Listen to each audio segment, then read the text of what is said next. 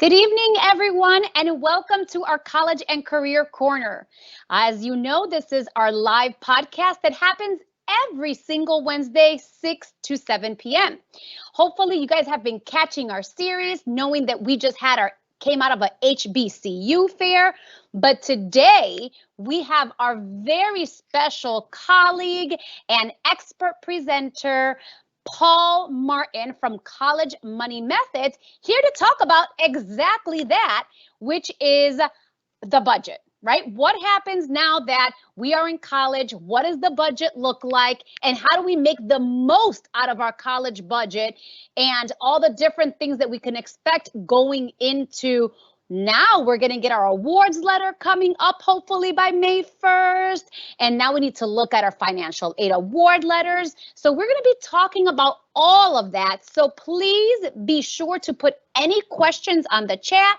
Some of them we're going to answer live. Some of them we're going to chat it out to you. We'll also put a little survey up to see what other things you guys want us to hear, to hear in this College and Career Corner in our podcast. So stay tuned. And next month, I have to just give you a little teaser that Mr. Paul is coming on again next month. And we are going to even be talking about like first generation and what does that mean and how do you make the best out of it? And I know that there's pressures being a first gen student, but we're going to go through all of that. So I can't even give you too much into that because that's a teaser for next month. So Paul, without further ado, welcome to our podcast, College and Career Corner, and we are so happy to have you with us once again.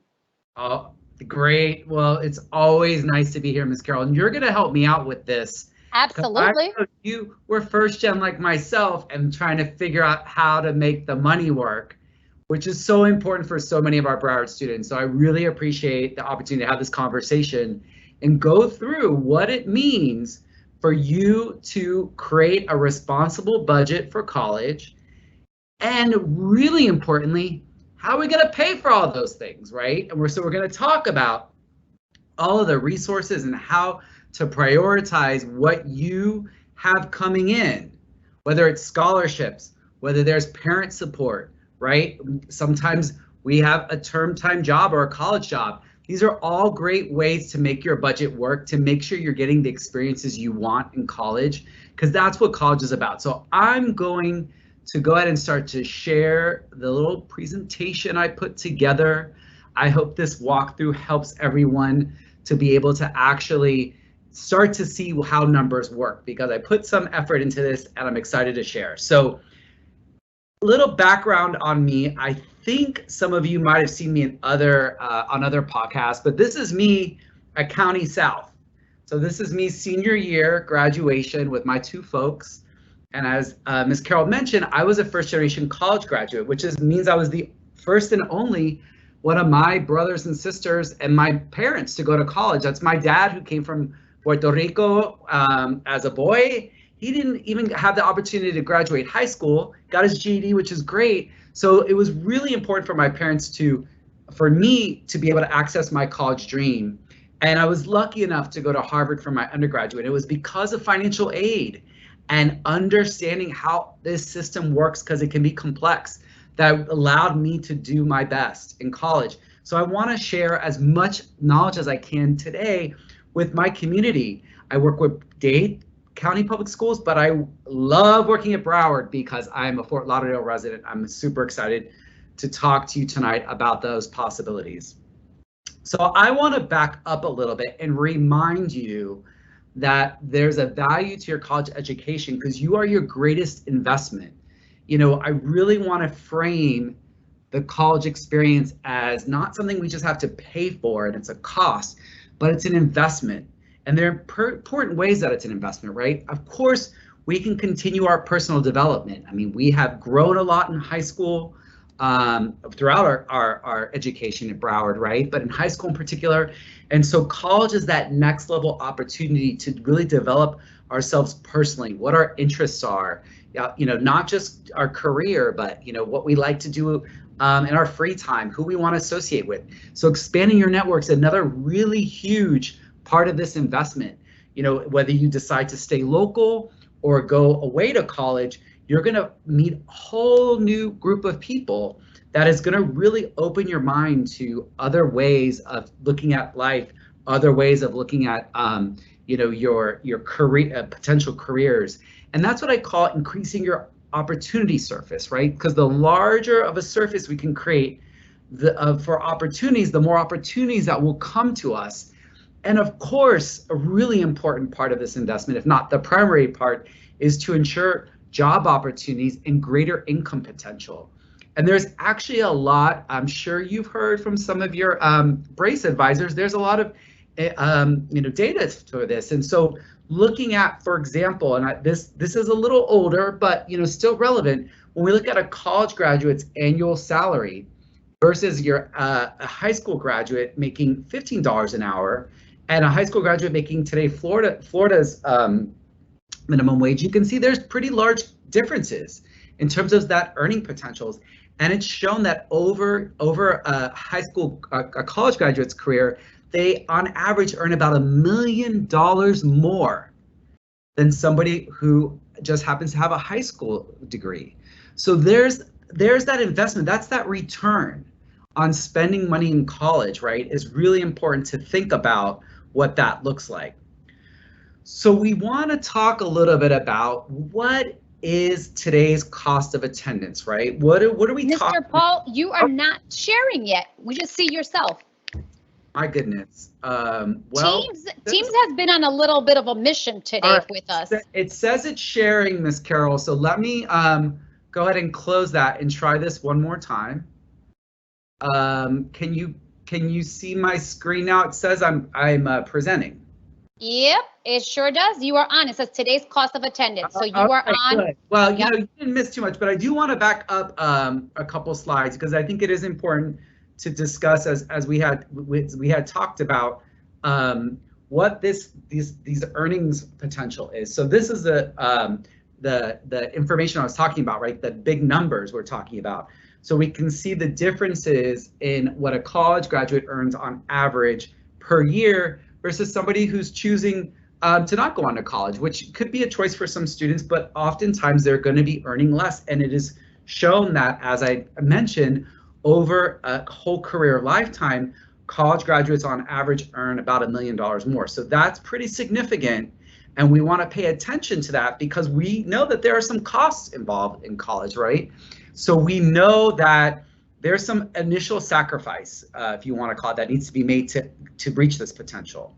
So as I had jumped ahead to, and this is great place to start sharing, is we really have to think about today's cost of attendance.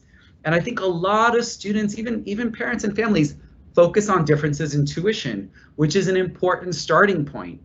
But this is what this conversation is about tonight, is that in fact, our full investment, our full budget needs to include a lot more than just paying that college tuition bill. We have books, we have housing, we have meals, traveling, whether it's you're going away to college and having to travel a couple times a year, or maybe you're taking a car to college, or maybe you're local and you need to rely on your car, right? Personal expenses, it's all these things that start to add up.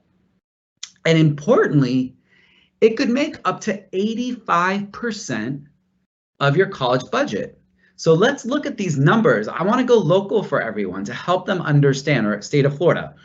So let's compare a private institution like University of Tampa, University of Central Florida, which we know is a great in-state option, and Broward College. So here we're comparing just tuition and fees, right? And we can see that Tampa is about almost 6 times more expensive than UCF, and then Broward College is obviously the most affordable when it comes to tuition and fees.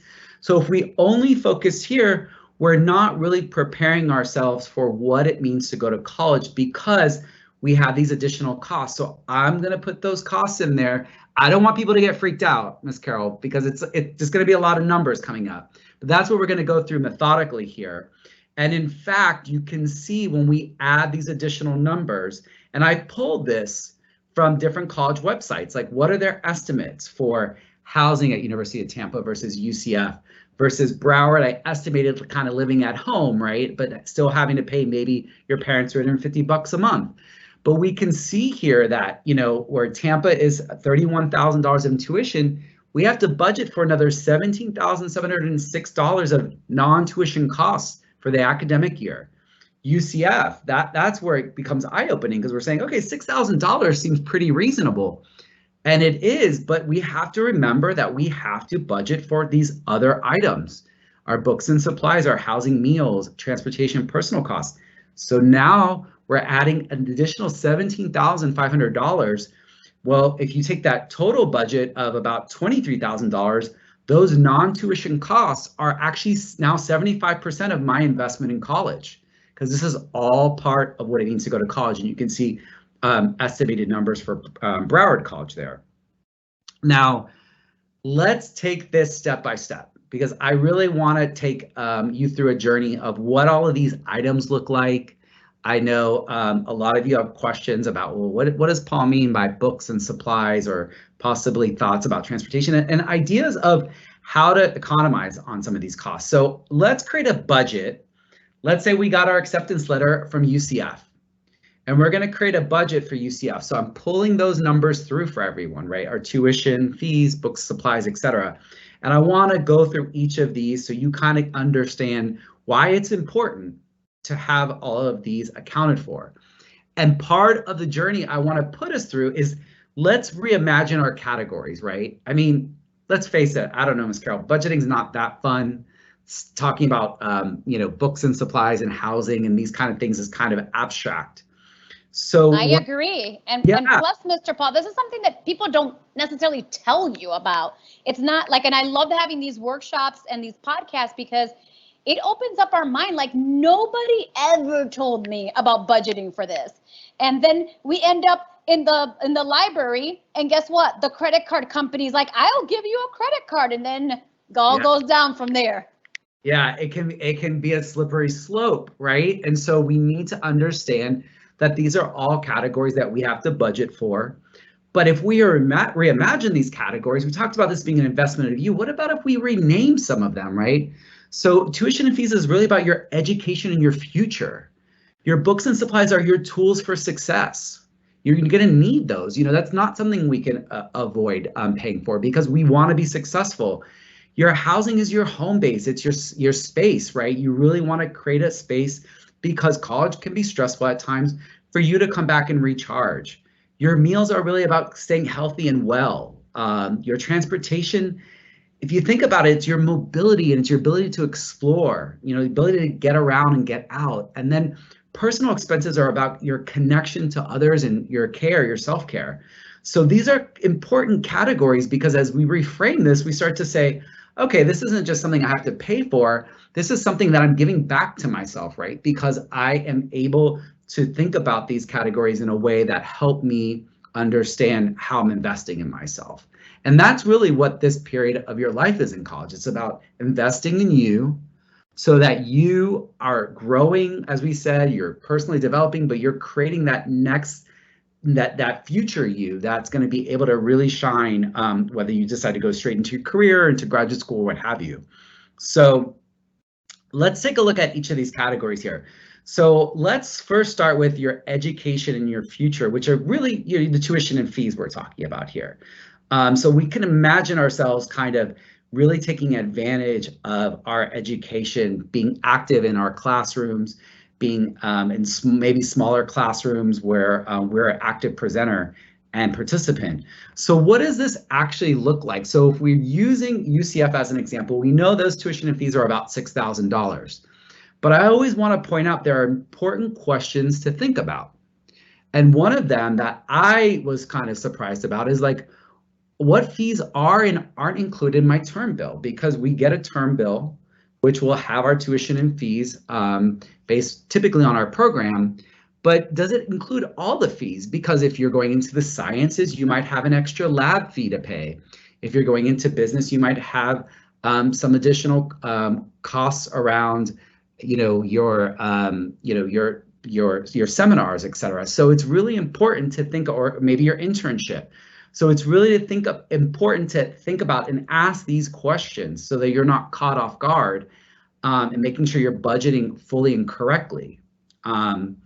Now, the other thing is, it is really important to keep track of when your term bill is due. So, this is, again, the bill you're going to be getting from any college you go to, because your term bill needs to be typically paid or paid to a certain amount before you can register for your courses. So we don't want to forget about our term bill. Even though we might have money in our pocket, we need to make sure it's paid on time so that we're not behind and not getting the courses we need to register for. That was another surprising thing for me. It's like, oh, there's all, there's these moving parts when it comes to thinking about tuition and fees, because again, this is investment in your education, your future. You don't want to not take full advantage of that by having these things be slightly late and therefore not being able to access the classes you need. And then really importantly, if you can't make the full payment, let's say, you really want to discuss with your financial aid office, or sometimes you'll go to the billing office, because a lot of colleges offer payment plan options. In fact, you can maybe pay that amount on a monthly basis. You can pay half before classes start and half at a certain time. So this is part of that budget and cash flow management to understand, okay, how am I smart about this? Because I might not have that full amount today, but I have enough to pay and I can get started and not delay my registration. And you really have to go in and ask those questions. So that's important for your tuition and fees. I don't know if, Carol, you have other things that you've seen with tuition and fees, or, if people have ideas already, we'd love to hear with them in the Q&A or the chat, if you have ideas around like ways to think about really maximizing this part of the budget. But this is an important one because some things that, Mr. Paul, something I know that you asked me, like, what are some things that you don't think about too? Yeah. But I mean, you're not going to be just in your dorm room doing nothing. Like, you are going to go to parties, you are going to go to the movies, you are, going to take somebody on a date or go out to dinner with your friends. Right. And all that is something that you just kind of forget about. Some people have meal cards, but sometimes you get tired of that cafeteria food. So one of those things, there's a lot of kids that go to college and they get, full ride, but then they forget about the food. And there's a lot of food insecurities that happen to a lot of our athletes per se, that maybe get a full ride, but they don't think about, where's your food coming from? That's really important. That's why I talk about it as health and wellness. We're going to talk a little about the meal options and like things like I call them like life hacks, right? Things that we can do to kind of maximize what's offered to us, and make sure we're really taking full advantage of our budget. Now, turning to your tools for success, this is the books and equipment, right? Unlike high school where you're assigned books, right? And certainly during the pandemic, I know Broward Schools has done a great job of offering other kind of equipment for distance learning.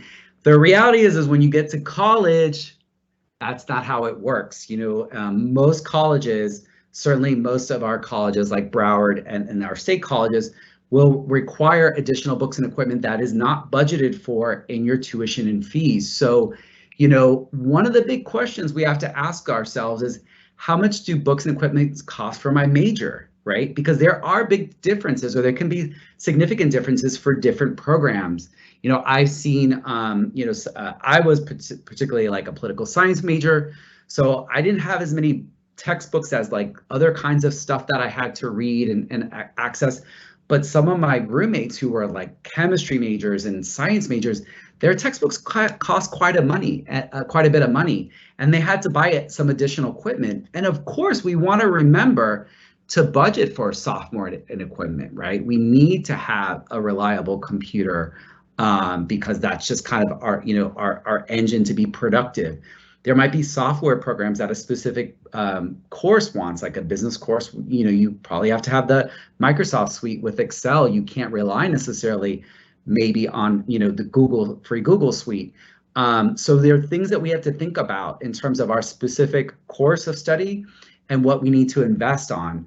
But one of the things that I did as a first-gen student, as a lower income student, is I'd figure out what that book list was, and I would go hunting for free books. I call them, borrowing the books. So, I mean, sometimes the library would have a couple copies of a book that I needed or a textbook. Sometimes, as you make friends in college, you sort of, oh, okay, so a friend of mine who's now already a sophomore has taken that accounting class and is willing to lend me the book or potentially sell me the book really cheaply. So thinking about that is really important, like being savvy, right? In terms of figuring out, okay, what are the things that I absolutely have to pay for out of pocket? And we don't want to skimp. Remember, on our tools for success, we want to get everything we need.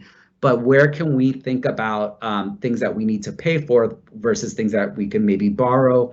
Or I know there are different kind of loan programs as well throughout the state. So those are kind of a couple key things.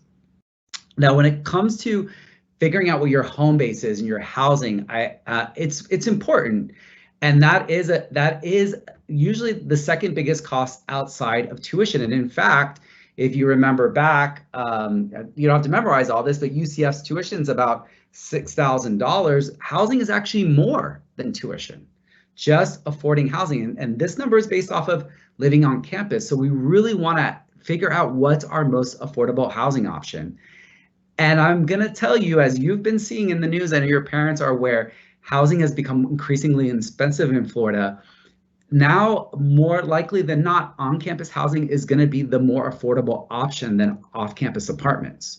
So, part of that is really kind of doing your research, but budgeting correctly, because $7,300 for 2 semesters is pretty economical, considering that the average rents now are about $1,200 to $1,500. So this is kind of a great option.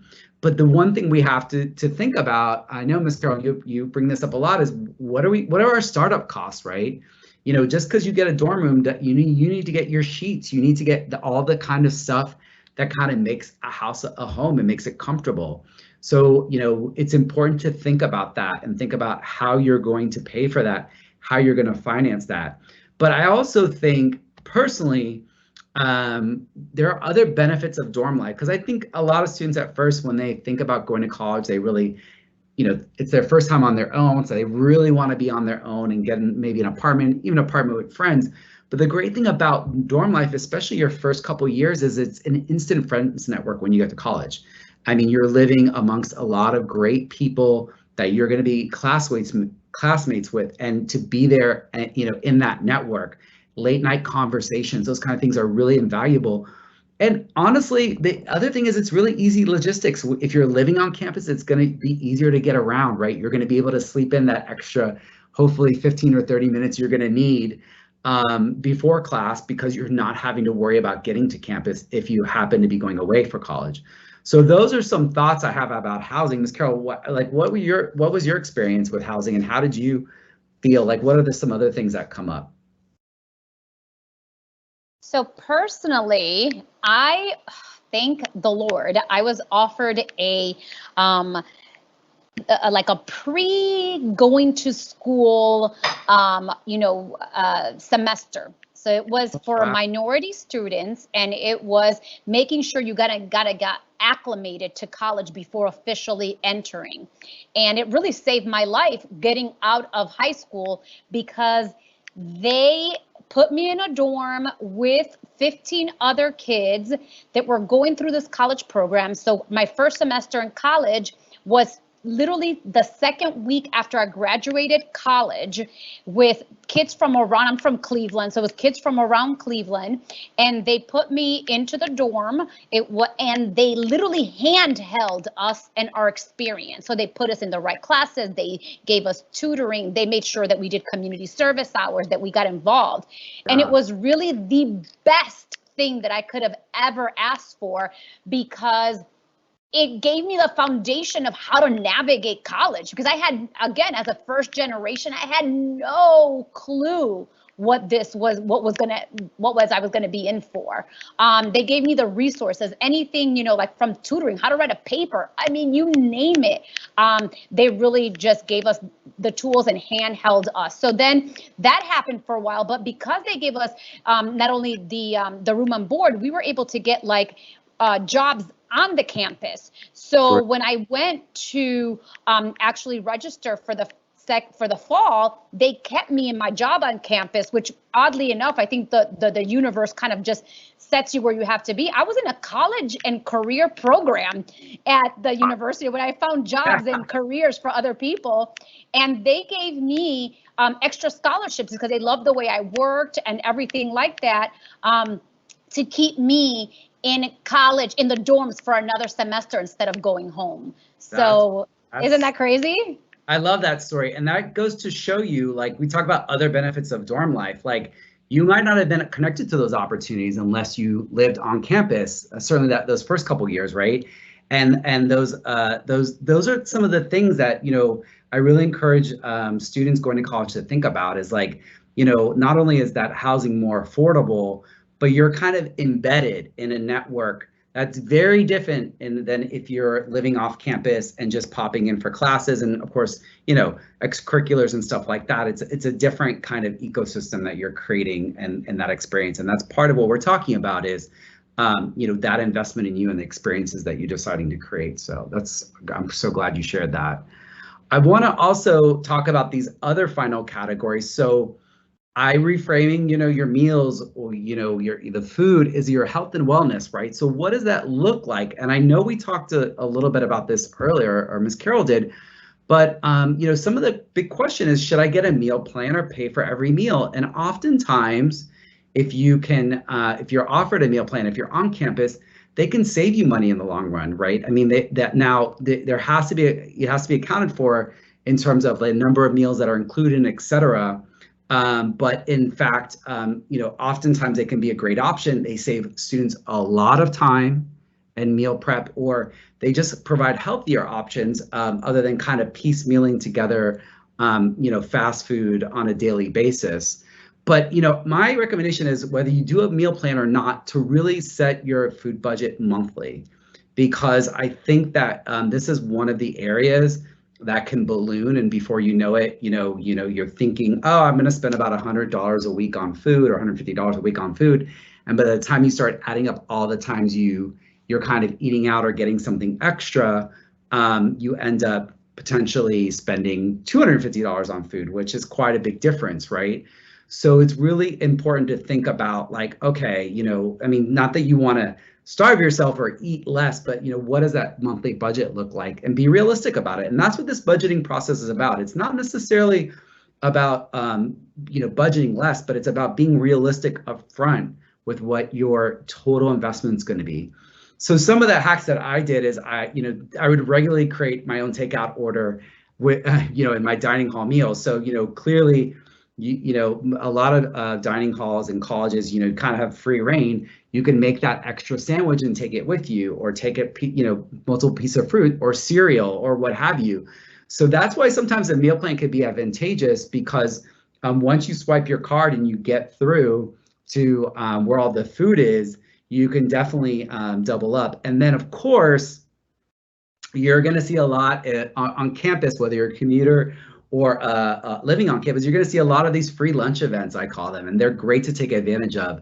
Sometimes they're informational events about a program. Sometimes they involve your extracurricular activities and the ability to have a pizza party or whatever. But, you know, those are just little ways to think, okay, am I going to go out to eat tonight with friends, or are a bunch of friends and I going to decide to go to one of these free lunch events? And that's kind of another way to think about. It might not be lunch, it might be dinner, or another way, but another way to think about how to think about this part of your budget, which is an important part, which is your health and wellness and meals. So in terms of transportation, you know, I call this your mobility and your exploration. Like, these are kind of your wheels, your way to get around. And it's an important category to think about. So some of the ways that I think about this category is, you know, the first question I pose is, do you need a car at college? Especially if you're going away to college in your first year, are there alternatives to taking your car with you? Like maybe getting a bike, right? Or, you know, getting a scooter like this guy behind, you know, in terms of, especially if you're going to be living on campus, you know, you're not necessarily going to be needing to get off of campus quite a bit. So, you know, how do we think about that? There are other options, like there's typically free college transportation. What that means is there are shuttles running around college getting you from point A to point B that run really regularly, or sometimes you can get, most colleges offer student rates for public transportation if you're relying on public transportation as part of your destination, whether it's a city or not. But it is important if you're going away to make sort of a year-long plan for the number of trips back home, because that's going to kind of determine that larger budget in terms of, okay, if I'm coming home for Thanksgiving, Christmas, and maybe spring break, how many flights is that? What is it, my overall budget? But like I said, my tip is maybe, I know we're very attached to our cars down here in South Florida. I have a car. I'm not anti-car. But maybe just consider leaving your car at home for the first semester and just see what that's like, if that's comfortable for you. Because certainly if you don't have a car, you're not paying for parking, gas, and some of those other things that do add up in this part of the budget. Now, of course, if you're staying local and you need your car, you need to budget, like you would for any other reason, what your monthly expenses are around your car, whether it's the insurance, your gas, etc. But this is part of that investment in college, because you need to get to college, or you need to get back and forth to college, depending on how your circumstances are. Now, this final category is a big category, and not necessarily that it's going to be a huge number, but there's a lot of parts to think about, because this is about your connection, your communication, your connection, your care, your own self-care, because these are the personal expenses that maybe some of them are taken care of right now, and some of them you might have to assume when you go to college. So like I said, these are a lot of the extra expenses that make life run and make life fun, right? So what are these extra expenses? And there's typically a long list of items that add up pretty quickly. And I think it's important to think about your prioritization between your necessities and what's discretionary or what's optional. Because the reality is when you're in college, I mean, this is your time to invest in yourself. But at the same time, when you're on a budget, there are going to be limited resources. So there are going to be times where you're going to have to prioritize what you want and what you need. So you really need to decide what is in each group of necessities and what's discretionary based on your value system. And that's something that's very personal, right? And I'm going to walk through some of those. But what I wanted to point out here is that this number that I have up here for a year, which is approximately 8 months, 4 months in the fall, 4 months in the spring on a more traditional 2-semester college experience, that's only $400 a month. It's only $100 a week. We're not talking, I mean, it looks like a big overall number, but when you bring it down to a weekly budget, I mean, you could spend $100 a week pretty quickly. So, that's where you got to decide, okay, how much are you going to give yourself weekly, and understand what that overall budget is. But here's kind of some of the things I think about as necessities and some of the things that may be discretionary. I don't mean to forego these completely, but, on a case-by-case decision, you may think about them as, okay, this might be something I forego this one time because of, I might need to, budget a little bit more. But, the necessities are going to be your communication. This is your lifeline to other folks, right? This is your network. This allows you to connect socially on campus and beyond campus. So that's definitely something. Cell phone and internet, if it's not included, a lot of campuses obviously have free internet, but if you happen to decide to live off campus, you may have to pay for internet. And then all those household and personal items that, like I say, add up. Your shampoo and, paper towels and all those kind of things. That's something that you're going to need to get by there. And my recommendation for your necessities is to create a monthly budget and to try to shop once, a month for the things that you need. Just like your cell phone is monthly bill, etc. This really helps you to not overspend, right? Because you're like, okay, I'm going to go and buy everything I need for the month, and I have my budget. Now, of course, there's going to be one-off things that you need to go grab here and there, but I think just kind of buying as you go is another way that things kind of add up pretty quickly. Now, talking about discretionary, this is where I say the personal values come in, right? Because there are things here that we want to take advantage of. All of these things would be great to take advantage of. Your social life, so campus events, I know Ms. Carroll talked about. Personal enrichment, maybe there's an opportunity with a program to go somewhere for a weekend. Maybe it's learning how to camp, or maybe it's going to DC because you're interested in politics and being able to meet people on Capitol Hill. Those are important investments. College is not only about classes and grades. In fact, it's beyond that quite a bit. So we have to think about, how do we prioritize those over maybe new clothes or new sports equipment? Can we have that last a little longer so we can maybe prioritize our experiences, because that's what college is quite experiential for most people.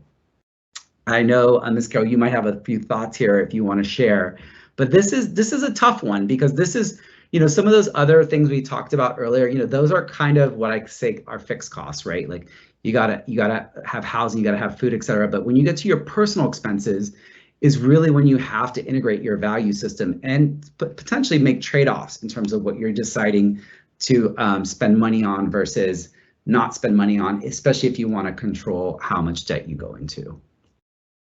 Yeah, Mr. Paul, I so agree with you. I think that people forget what it means to get their dorm together or even their first apartment, right?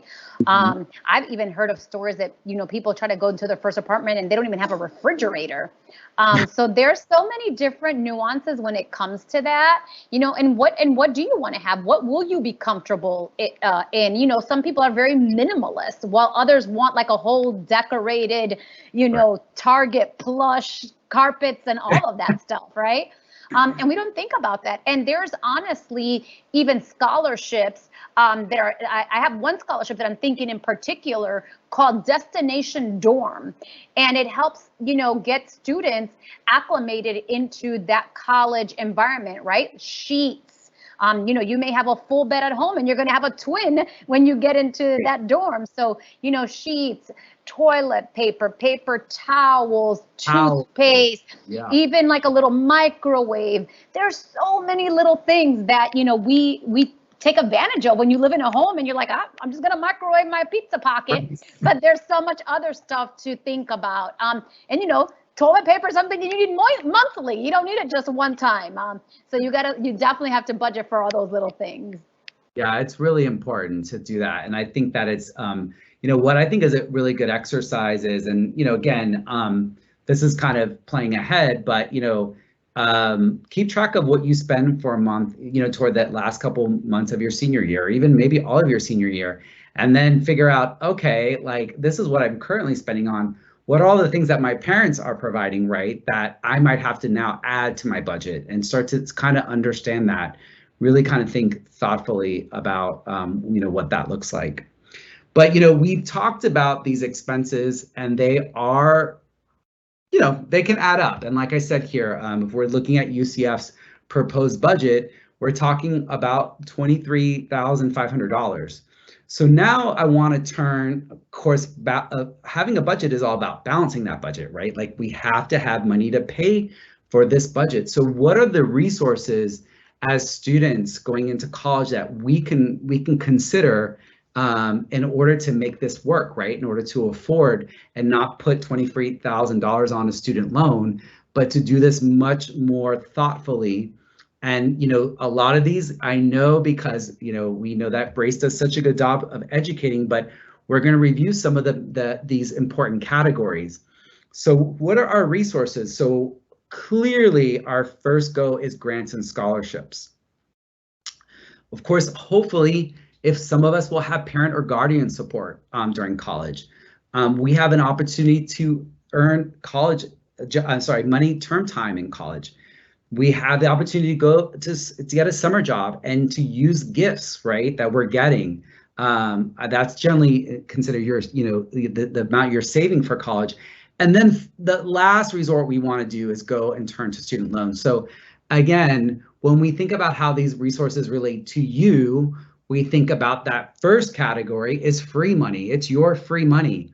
That is our number one priority. That's what we want to maximize. And if we can get, 90% of the way there or 100% of the way there, we are going to be that much happier. And so will your parents, because our next level of support we would want to go to if we have it available to us is your guardian, parent or guardian support. So that's your support money, right? So that's still not money coming out of your pocket, but it's a source of a way to invest in you during college. Then we can turn to a college job. So this would be your earned money. You know, you have to put some hours in and earn that money in order to invest back. But, you know, college jobs, we're going to talk about a little bit, are great options. I know I've spoken many times about the opportunities that they create for students to, you know, amplify their career and get new experiences. Then the summer jobs and gifts I consider save money, right? Because that's not money you're going to be earning while you're in college. But if you had the opportunity to have a job during the summer, or if you have gifts from relatives or money that you've been getting, you want to save that money and potentially use some of that for college.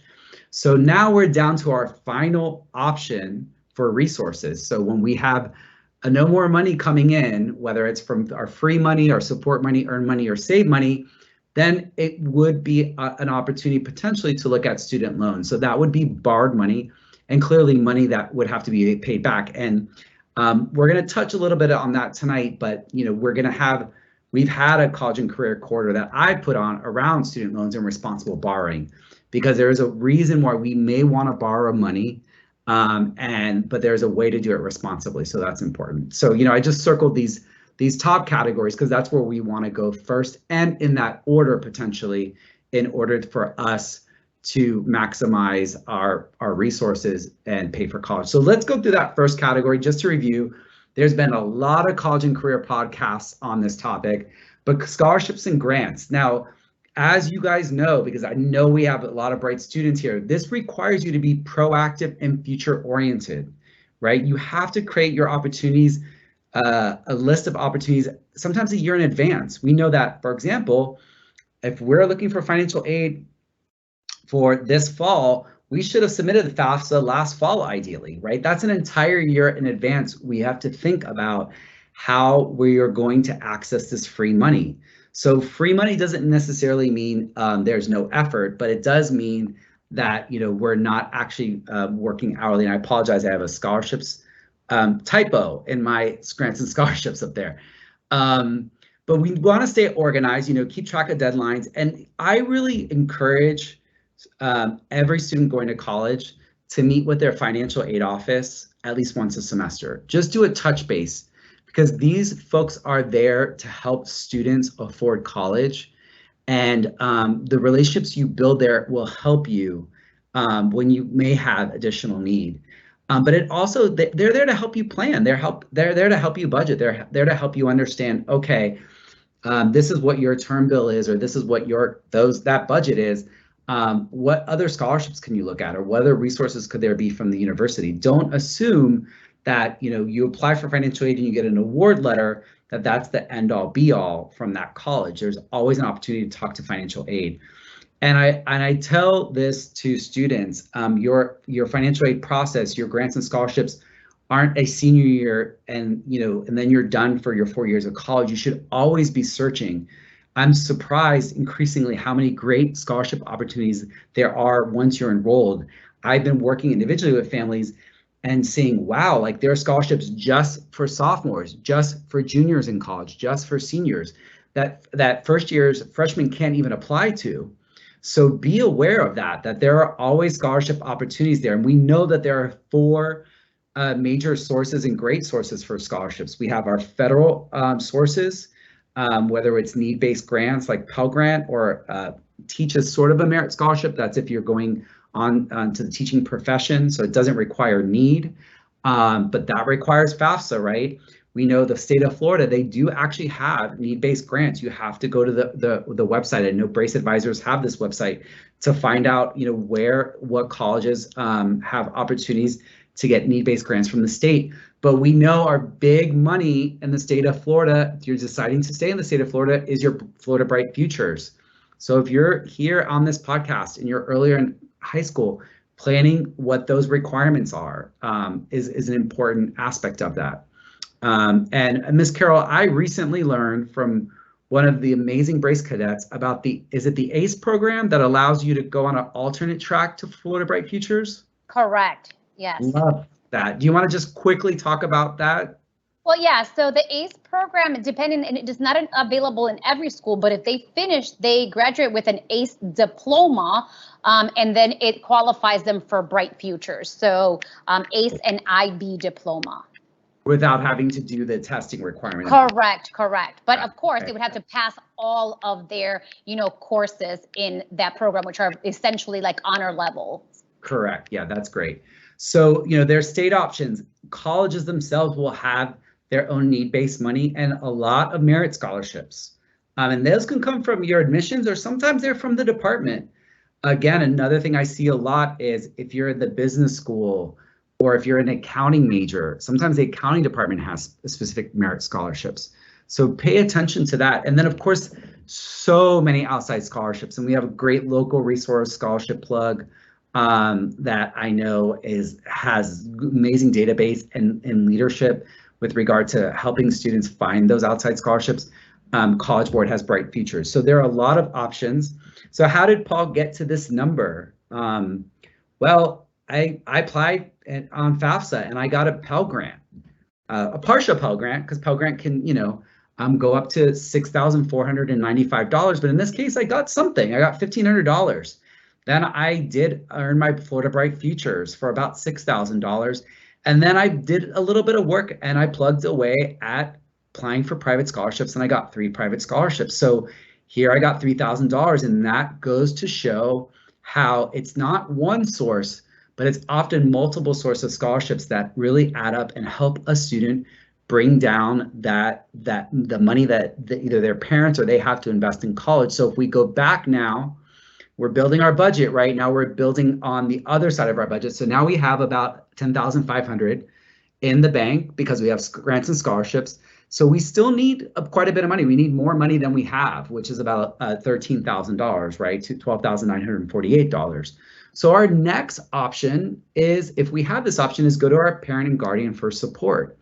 And this is where it's important for students to, have an explicit conversation with your parent or your guardian about how much they can give. I mean, this is an adult moment for a lot of high school students, because we really want to be clear about the amount that your parent or guardian could provide each semester. And because that'll let you know exactly what remains for you to pay after you've gotten your scholarships, right? Now we have hopefully some parent and guardian support that we can add in there. But that's the kind of the second resources that you can think about going to. So now if we can add that commitment from our parent or guardian, we're up to like $14,500. So we're starting to match our budget a little more each time. And in this case, we need about $9,000. So we have 3 more options, Ms. Carroll, or 2 more options, I should say, before we get to student loans. Now, we can always go back to that top option and go back to the well and apply for more scholarships, right? So you can see how this budget starts to balance, because when we think about our different sources, the more we can layer on the top here, the less we have to rely toward the bottom, which ends up being, at the very bottom, ends up being student loans. So college job. I'm a fan of college jobs. And the first thing we want to do when we fill out FAFSA is check work study. We want to be eligible for work study, because work study is a federal program that subsidizes campus jobs for students. And these campus jobs have a lot of flexibility to them. They tend to, because they're on campus, they understand a student's academic schedule. They tend to be flexible with hours. So I love work study. I think it's an amazing program. And it's a way to gain great experience for your resume. Like, yes, there's one thing to put on your resume, you have a college degree, but how about putting on your resume that you work for 3 years, like Miss Carroll did in, advising, right? So that you already have a bank of experience that you can point to, that you've been a contributor. It's also a great way to find jobs related to your study or future career and actually explore. That's why I say think about layering jobs and experiences, right? Maybe your first year you want to explore being like working in finance. So you work in financial aid office and you're like, okay, I like that. I want to try something new. And then you do go to advising because maybe you're thinking about psychology or what have you. So it's really great. College jobs can be an awesome supplement to the college experience. And what's even better is it gives you money in your pocket to pay for your budget, right? And the little hack that I've seen now, this is, depends on the campus, but sometimes you'll find that job where you're working at a desk And, if it's slow, you can actually pull out books and study, or, get some work done. So, there's a way to think about your campus experience and your college jobs that really will allow you to make the most of your time in college. Now, the other option students have, which is kind of saved money because it's earned before you're in college, is summer work and, of course, gifts. So you want to take advantage of your summer break to earn extra money if you do need to fill out your budget, and you don't want to over rely on loans. And as part of that summer experience, clearly you're going to have expenses during the summer, but you do want to create a summer savings goal for that following year, right? You want to think explicitly like, okay, my budget next year is XYZ. I know I have this much coming in. I need to save about $2,500, maybe $2,000 for my summer jobs. And, again, this is kind of where we move, more further into the adult world, where we start asking relatives and parents and friends, everyone, for cash gifts. Maybe at Christmas, we're no longer getting some of the things that we think we want or need, but we're looking for cash because we know that cash is going to help us complete our budget and rely a little bit less on loans. But of course, it's important from your saved money to keep about 1 or 2 months in savings for unexpected expenses. We do know that these things come up. You'll know a lot about that in the adult world if you when you get there. But certainly, even in the student world, like if you're relying on a car to get back and forth to campus, there might be a need for a repair, right? Or let's say you had an unexpected expense regarding having to go back home an extra time. So there are different reasons why you want to have some savings. You don't want to keep your savings at $100, but a little bit more than that if you can manage it, because there are unexpected expenses. So once we've gotten to this point, now we're very close to all the money we need to pay for college, right? For that full budget, that full investment. So now I still need about $3,500. I don't have an opportunity to necessarily go back for grants and scholarships, and my parents have been pretty clear, my guardian is pretty clear on what their contribution is. So this is where we want to potentially look at student loans to complete that package. So, one of the things I tell students is you should use loans, or loans should only be borrowed to invest, not to spend. What does Paul mean by this?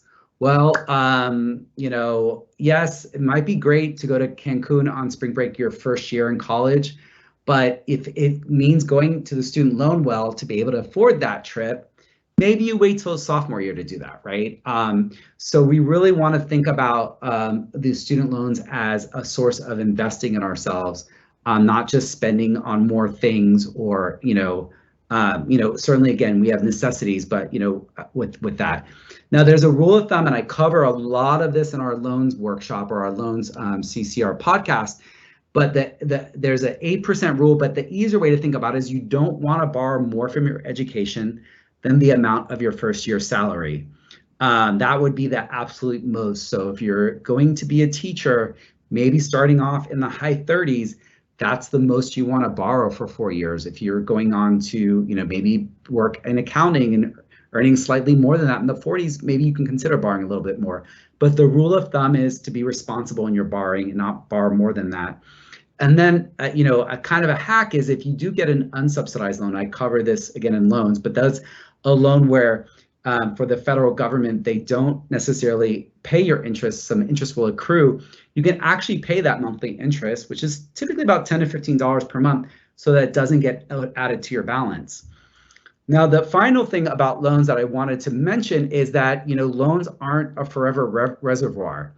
We want to rely on federal student loans and not private student loans. And we need to know that in order to reduce student debt, there are annual federal borrowing limits for federal student loans, and you can see them here. So your first year, the most you're going to have access to is $5,500.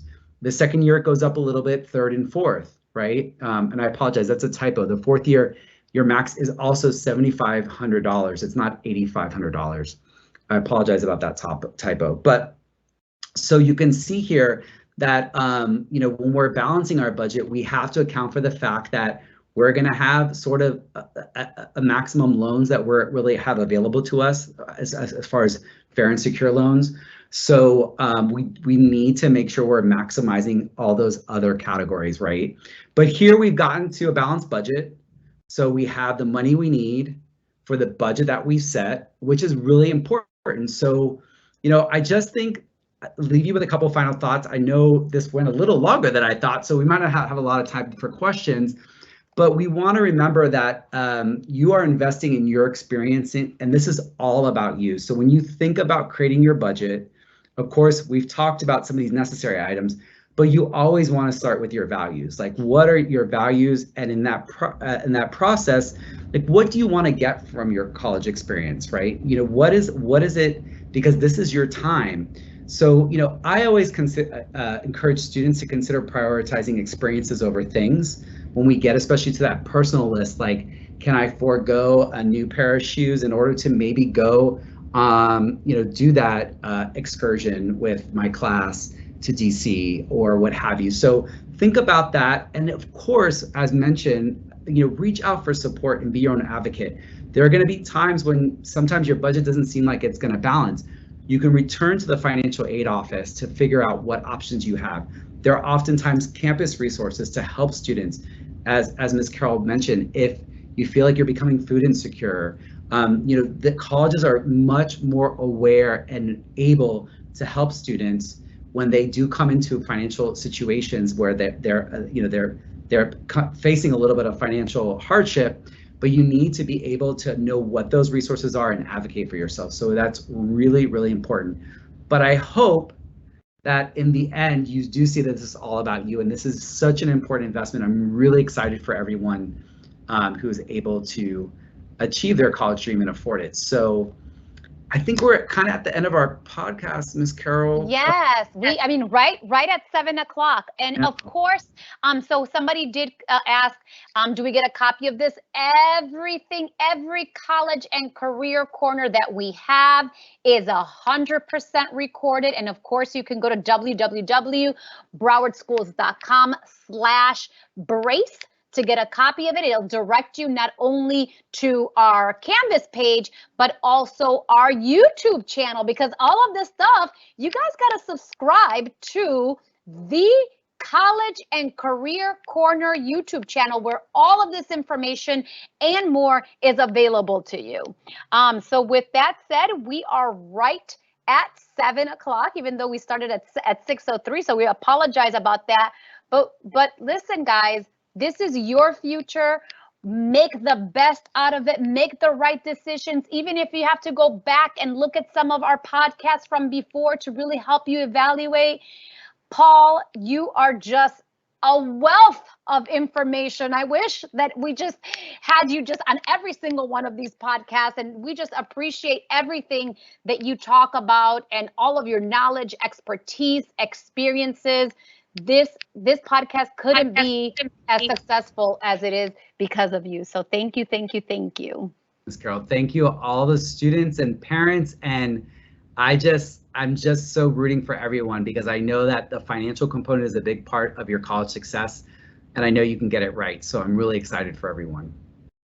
Well, you guys have a wonderful day. And remember, every single Wednesday, the College and Career Corner, 6 to 7 p.m. Stay tuned, because Mr. Paul Martin is coming back in March. Bye-bye, everyone. Bye.